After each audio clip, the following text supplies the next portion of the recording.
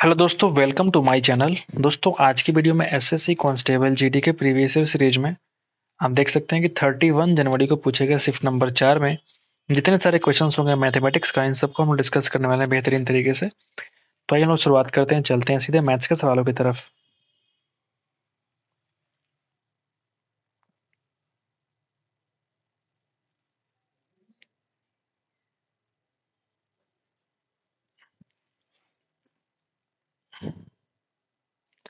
आप देख सकते हैं कि मैथ्स का सवाल आ चुका है।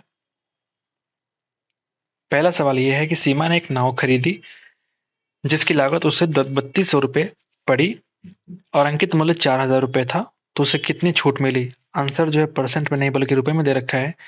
इससे वाहियात सवाल क्या हो सकता है बताओ मुझे। 4000 उसका अंकित मूल्य है, 3200 में खरीदा मतलब 800 रुपये इसका डिस्काउंट है। ठीक है, आगे बढ़ते हैं। बहुत ही आसान सवाल से हम लोग शुरुआत कर चुके हैं। नंबर 2 पे चलते हैं। उम्मीद करते हैं कि सवाल थोड़ा सा बढ़िया मिले हमको। उस ढक्कन वाले बेलनाकार पात्र का उस ढक्कन वाले बेलनाकार पात्र का कुल पृष्ठीय क्षेत्रफल क्या होगा, ज्ञात करें, जिसका व्यास k सेंटीमीटर और हाइट जो है k/2 सेंटीमीटर है। तो बेलनाकार का अगर कुल पृष्ठीय क्षेत्रफल की बात करें, मतलब यहाँ पे देखो ये बेलनाकार तुम्हारा सिलिंड्रिकल हो जाएगा, सिलिंड्रिकल। तो यहाँ पे ढक्कन लगाने का मतलब यही बोलता है कि ऊपर भी तुम्हारा जो ये बंद है और नीचे तो बंद है ही। तो मैं बोल सकता हूँ कि 2πRh प्लस 2πr² यानी कि टोटल सरफेस एरिया कितना हो जाएगा बताइए। 2πr r+h बोल सकते हैं भैया। आर की वैल्यू कितनी होगी, तो व्यास अगर के है तो आर कितना हो जाएगा k/2, यानी कि 2 into pi into k/2। R की वैल्यू k/2, एच की वैल्यू k/2। तो k/2 मिलकर k हो जाएगा, यानी कि 2 पाई और 2 से 2 अगर आप काटोगे तो फिर 2 होने की संभावना ही नहीं है। फिर हमारा आंसर क्या हो जाएगा बताओ। पाई और यहाँ पे k और यहाँ भी क्या हो जाएगा, k/2 k बनेगा, यानी कि πk²। इस सवाल का आंसर होगा। आगे बढ़ते नंबर 3 पे चलते हैं। निम्नलिखित संख्याओं का जो एवरेज है वो 25 दे रखा है, तो x का मान क्या हो जाएगा। नंबर कितने तो आप बताओ, 1 2 3 4 5 6 7 8 है ना। यानी कि अगर एवरेज तुम्हारा 25 है तो 25 गुना 8 200 के बराबर होगा, यानी इन सब का सम 200 के बराबर होगा। देखो 40 10 50 20 70 70 और ये दोनों मिला के 30, 100 हो गया, 130 हो गया। यानी 130 प्लस 24 यानी कि 154 प्लस x के बराबर होगा, यानी कि x की वैल्यू आ चुकी है 46 के बराबर। आसान आसान सवाल देखने को मिले हैं। स्टार्टिंग के 3 सवाल। नंबर 4 पे आते हैं कि असाइनमेंट प्रस्तुत करने में विलंब के कारण सुहानी के अंक 10% से कम हो जाते हैं और उसे 135 अंक प्राप्त होते हैं। तो असाइनमेंट में अगर उसके अंक कितने हो सकते थे अगर उसने प्रस्तुत करने में कोई विलंब नहीं किया होता। तो 135 जो है वो 10% कम वैल्यू है, आपको निकालना है 10% ज़्यादा। ये 2 से ये 3 से 300/2 यानी कि 150 इस सवाल का आंसर होगा। ये सवाल आपको देखने को मिला है, आसान सवाल। एक शिक्षक ने कक्षा में यूनिट टेस्ट आयोजित किया। यदि 30 छात्रों में से 14 छात्रों ने 80 और शेष छात्रों ने 65 अंक प्राप्त करे हैं, तो भारित औसत अंक आपको निकालना है। 14 छात्रों ने प्राप्त किया 80, 16 छात्रों ने प्राप्त किया है 65। आपको एवरेज निकालना है भारित। तो कैसे निकाल पाएंगे एवरेज निकालने के लिए, हमको सिर्फ रेशियो चाहिए होगा 7:8 बोलेंगे। ठीक है, कम वैल्यू कितना है बोलेंगे 65। यहाँ देखो प्लस कितना ज़्यादा है बोलेंगे 15 ज़्यादा है, 15 गुणा 7 यानी कि 105। 105 ज़्यादा जो आया था ये 8 और 7 15 में हम बांट देंगे। समझ गए बात। यानी कि 15 7 105, आंसर कितना हो जाएगा 72। बेहद ही आसान सवाल, स्टार्टिंग के 5 सवाल। नंबर 6 पे आते हैं। किस देश की जनसंख्या में पहले वर्ष में 8% की वृद्धि होती है, दूसरे वर्ष में 10% की कमी होती है और तीसरे वर्ष में 6% की वृद्धि होती है। वर्तमान संख्या अगर 6 करोड़ है, 3 वर्ष के बाद जनसंख्या वृद्धि ज्ञात कीजिए। क्या बात है, जनसंख्या सिर्फ वृद्धि आपको फाइंड आउट करनी है। तो मुझे एक बात बताओ, तुम्हें बोला गया कि 8% की वृद्धि ये प्लस है, फिर बोला गया आपसे कि 8% वृद्धि हो गया, फिर बोला गया कि 10% की कमी है और फिर बोला गया भैया कि 6% की वृद्धि हो गई। आपको सिर्फ वृद्धि निकालनी है, कितना वृद्धि हुआ। ठीक है, तो मुझे एक बात बताओ, क्यों ना हम इसका एक समतुल्य वृद्धि या फिर कमी निकाल लेते हैं। तो अगर हम बोलें ये 8 बढ़ रहा है और 6 बढ़ रहा है, मतलब 8 6 14 बढ़ गया, प्लस 8 का 6%, 8 6 48 यानी कि 0.48। मैं कह सकता हूँ कि 4.48% का वृद्धि हो चुका है और माइनस मुझे 10 करना है, माइनस 10% करना है अगर। तो आप अगर देखेंगे 14.48 में से कम करेंगे 10 तो बन जाएगा 4.48 और माइनस करना पड़ेगा इस 14 का 10%, समझ रहे हो, यानी कि 1.448%। समझ गए? तो 480 बनाते हैं इसको, क्योंकि डेसिमल के बाद जीरो की वैल्यू कुछ होती नहीं है। तो अगर मैं इसको निकालूंगा अंतर तो कितना आ जाएगा आप मुझे बताओगे? तो आप देखेंगे 4.480 माइनस करेंगे भैया 1.448, जो कि लगभग नहीं, एक्यूरेट वैल्यू आएगी 3.032%। ये तुम्हारा एक्चुअल में वृद्धि हो रहा है। ये तुम्हारे कहने का मतलब है कि अगर 6 करोड़ तुम्हारा जनसंख्या है तो 3.032% क्या हो रहा है? इंक्रीमेंट हो रहा है इन 3 साल के बाद। तो कुछ ना करो, आपको निकालना ही है वृद्धि, यानी ग्रोथ आपको निकालना है। तो कैसे निकाल पाएंगे बताइए? इस 6 करोड़ का आपको निकालना है 3.032%। समझ गए? निकाल लो इस सवाल का आंसर। मैं करता हूँ फ़ोन से। 6 पे 7 जीरो लगाना पड़ेगा ना, 1 2 3, 7 जीरो लगा दिया हमने, तो कितना हो जाएगा? 6 करोड़। ठीक है, 6 करोड़ को मुझे 2 जीरो कम करना पड़ेगा, 100 से काट दिया हमने और गुणा कर दिया हमने 3.032 से। तो जो आंसर आ चुका है, ये आपका आंसर आएगा भैया, कितना आएगा बताइए? आंसर आ जाएगा 1819 और 2 पे डबल जीरो। ठीक है, जो कि आपका आंसर नंबर ऑप्शन नंबर 3 में दे रखा है। गुणा भाग करके आप इसका आंसर निकाल सकते हैं। हमने क्या किया?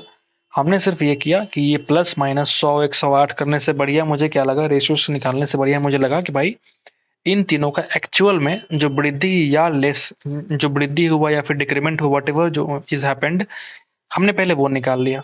तो आप देखेंगे 8 और 14 अगर दोनों प्लस हो रहा है तो 14 प्लस 8 का 6% निकाला हमने, जो कि 14.48% इन दोनों के बदले हम लिख सकते हैं। 10% कम किया हमने तो एक्यूरेट वैल्यू कितना जाएगा? 3.032%। हमने 6 करोड़ का निकाल दिया 3.032%, जो कि आंसर आपका आ चुका है। यदि एक शंक्वाकार पात्र की त्रिज्या दे रखी है और आयतन दे रखा है तो उसका वक्र पृष्ठीय क्षेत्रफल कितना हो जाएगा? तो अगर तुमने बोला वो आयतन, तो भी कितना होता है? 1/3 into pi R square H होता है, जो कि आपको दे रखा है 16 पाई के बराबर। बोली ना? हम क्या करेंगे? पाई से पाई काटेंगे, आर कितना है? 4, तो 4 का स्क्वायर ये 16 बनेगा, 16 से ये 16 कट जाएगा, यानी कि एच की वैल्यू आ चुकी है 3 के बराबर।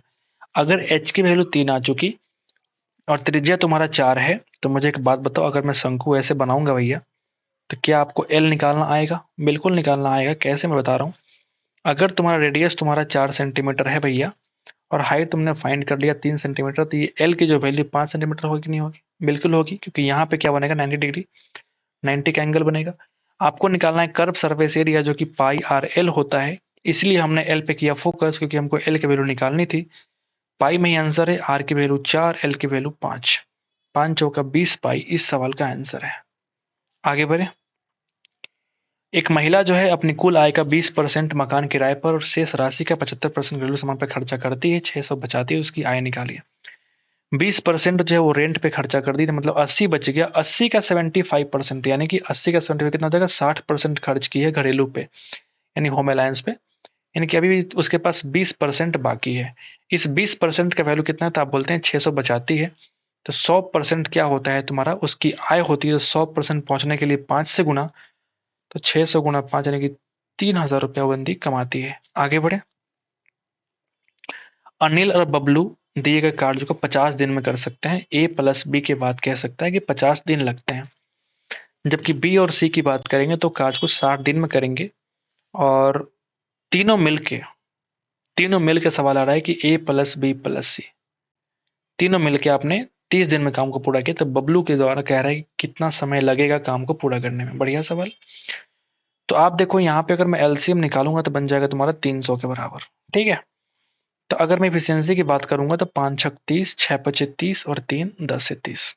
ठीक है। इन तीनों का सम है 10। तो बी प्लस सी अगर 5 है तो मुझे बताओ कि ए की वैल्यू 5 होगी कि नहीं होगी? बिल्कुल होगी। अगर ए प्लस बी तुम्हारा 6 है तो सी कितना होगा बताओ? 4 के बराबर। सही है क्या?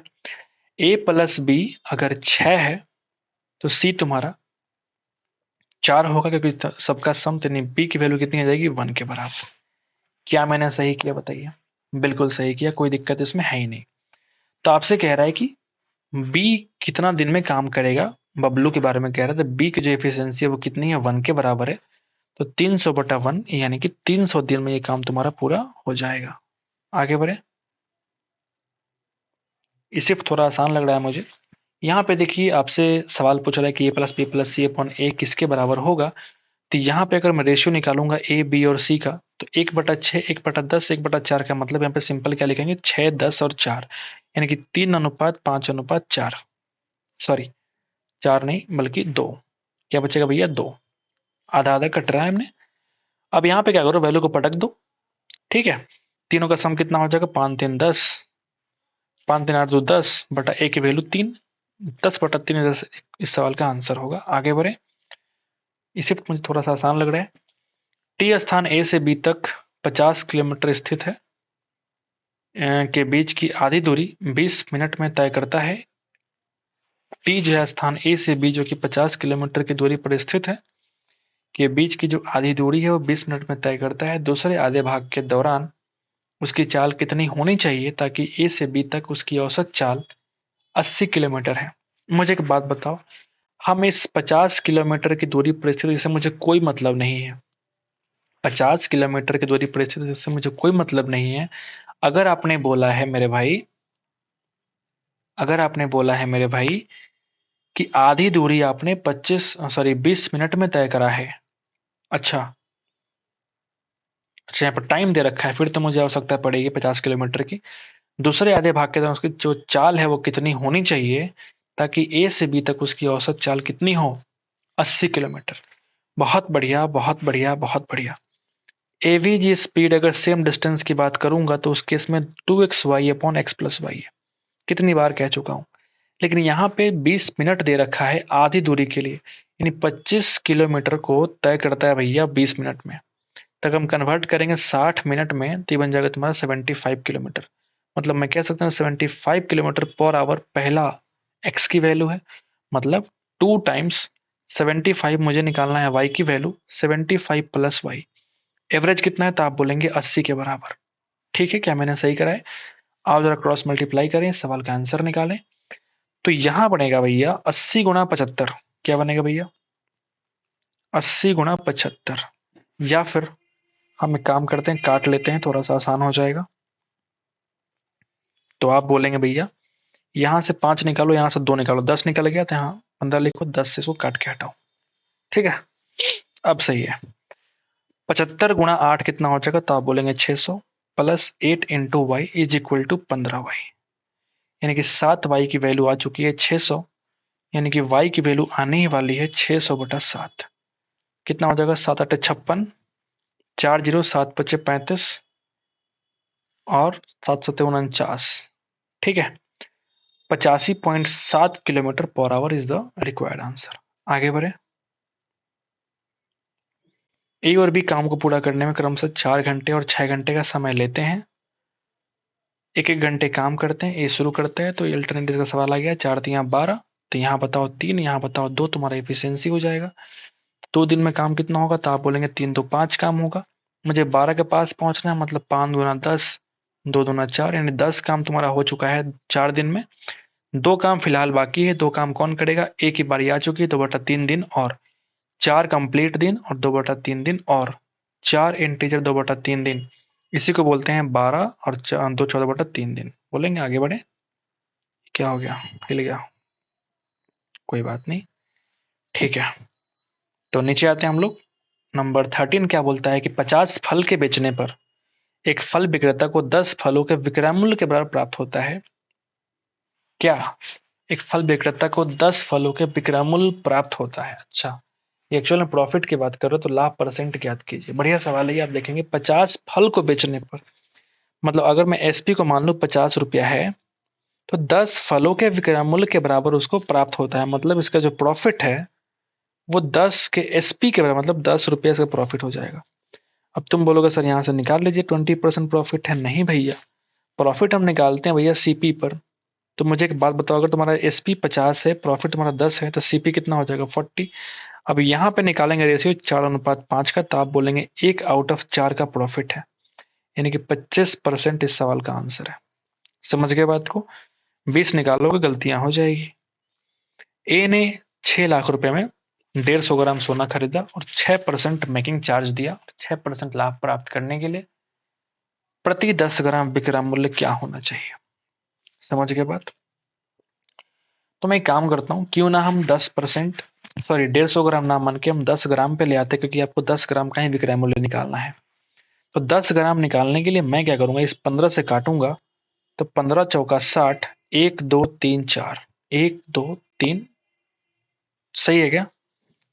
15 चौका 60, 1 2 3 4, मतलब उसने 40,000 में 10 ग्राम सोना खरीदा है और 6% मेकिंग चार्ज दिया, मतलब 4 छक 2400 रुपया उसने मेकिंग चार्ज दे दिया, बोलूंगा ना, यानी कि 40,000 और 2400 रुपये, यानी कि 42,400 रुपया इसने दिया। आपसे कह रहा है कि 6% लाभ कमाएगा तो विक्रय मूल्य क्या होगा? ये इसकी वैल्यू 100 के बराबर आपको निकालना है, 106 की वैल्यू। तो ये तुम्हारा एसपी ऑफ 10 ग्राम गोल्ड है, ये 10 ग्राम गोल्ड है। समझ गए? आगे कर लेते हैं, काट लो, 2 जीरो से 2 जीरो काटेगा, यानी कि 424 को गुणा कर लेंगे 106 से, बोलिए ना, 106 गुणा 4 यानी कि 424, कैरी हो जाएगा 42, बोलिए 212 और 42 254, यानी 25 कैरी, तो ये हो जाएगा 424 और 25 यानी कि 449। ठीक है, 449, 44944 इस सवाल का आंसर होगा। इतने में सेल करना पड़ेगा जिससे कि उसको 6% का लाभ प्राप्त होगा आउट ऑफ 10 ग्राम गोल्ड। समझ गए बात? आगे बढ़ते भैया, दो संख्याओं का जो मल्टीपल दे रखा है, दोनों संख्याओं में 3 का अंतर है, तो उसका आपको एलसीएम निकालना है। दो संख्याओं का गुणनफल, यानी मान लिया हमने एक्स वाई की वैल्यू कितनी आ गई, तो आप बोलेंगे 1890। दोनों ही संख्याओं में आप बोलेंगे 3 का अंतर है।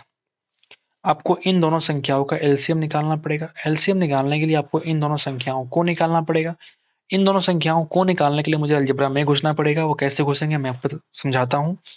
अगर मुझे x माइनस वाई दे रखा है, मुझे x प्लस वाई की वैल्यू मिल जाए तो मेरा काम हो जाए।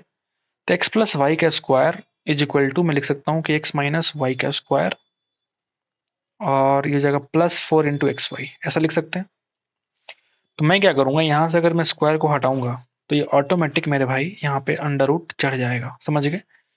तो x माइनस वाई का स्क्वायर यानी कि 3 का स्क्वायर बनेगा 9, और 4 × 1890, 4 × 1890, और ये हो जाएगा अंडर रूट। कितना हो जाएगा बताओ? 18 चौक 72, 9 चौका 36, 7560, 7569, 7569 ये किसका स्क्वायर होता है मुझे बताइए? तो 7569 किसका स्क्वायर है ये?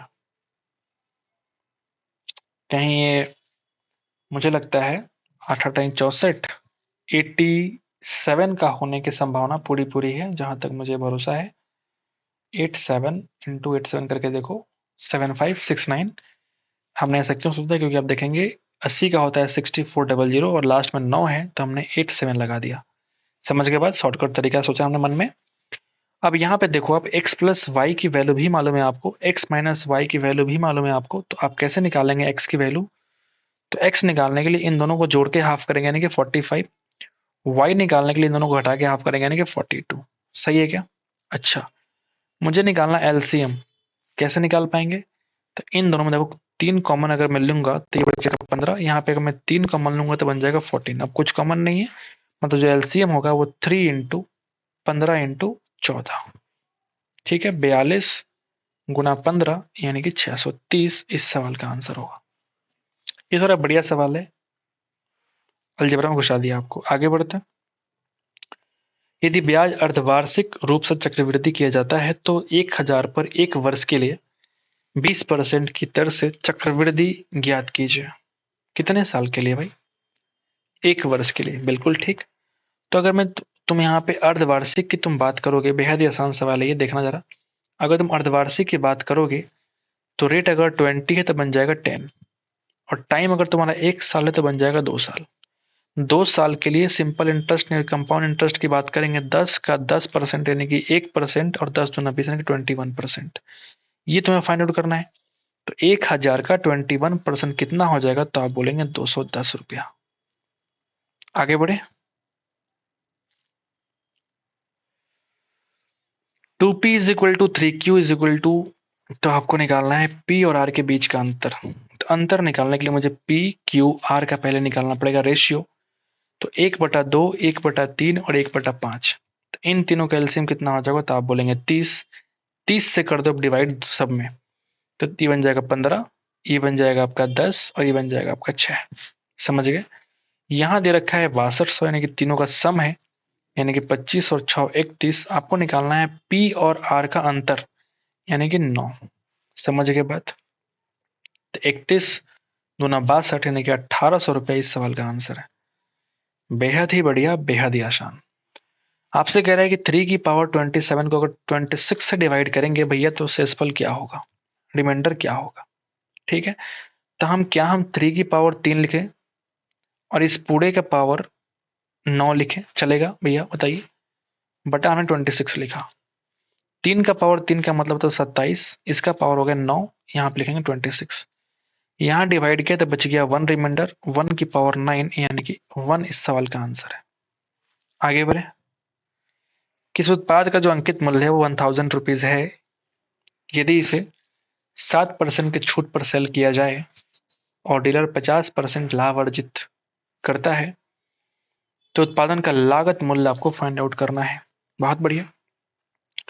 7% डिस्काउंट का मतलब हुआ भैया कि इसका 7% यानी कि 10 गुणा 70 रुपये कम कर देंगे, 930 रुपये तुम्हारा क्या है, एसपी है।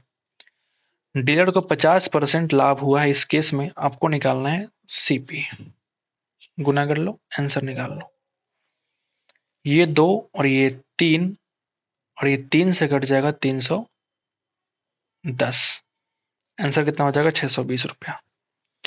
ये शिफ्ट में हमको 1 या 2 सवाल ही अच्छे लगे हैं, बाकी सारे सवाल थर्ड क्लास लेवल के सवाल आए हैं इसमें।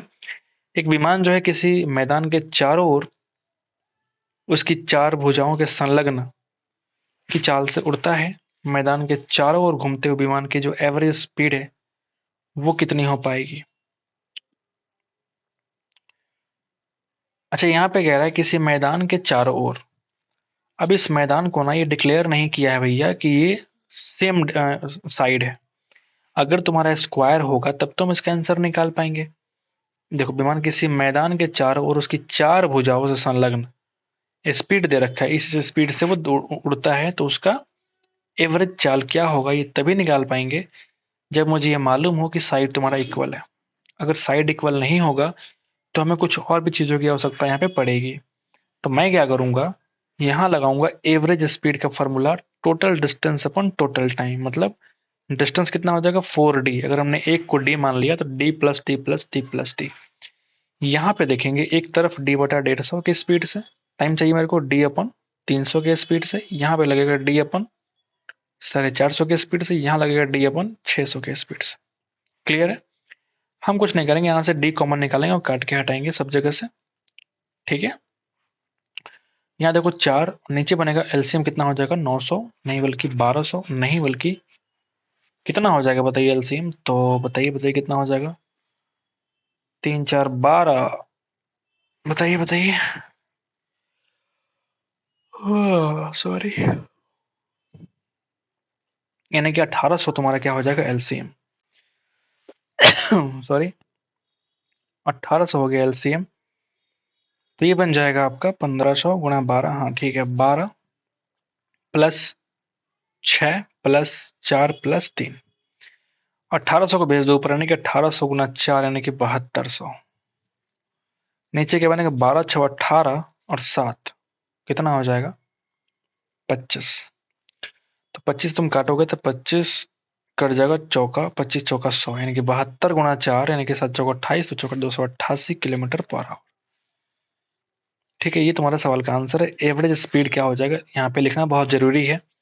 ये मैदान तुम्हारा लिखना बहुत जरूरी है कि मैदान तुम्हारा स्क्वायर होगा। अगर ये स्क्वायर नहीं हुआ, आयताकार हुआ, तो आप इस आंसर को नहीं मिलेगा, बल्कि कुछ और आपका आंसर आने वाला होगा। लेकिन यहाँ पे कुछ लिखना भूल गया होगा एग्जाम, हमारा जो भी है एसएससी एग्जामिनर, जो मन करता है एग्जाम पढ़ देता है एग्जाम में सवाल। ठीक है, एक बार वेरीफाई भी नहीं करता होगा, मुझे ऐसा लगता है। ठीक है, तो यहाँ पे इक्वल बताना बहुत जरूरी है कि इक्वल डिस्टेंस है। ठीक है दोस्तों, तो उम्मीद करते हैं कि आपको इस सवाल और ये शिफ्ट का जो सॉल्यूशन आपको पसंद आया हो तो एक बार लाइक कर दीजिएगा।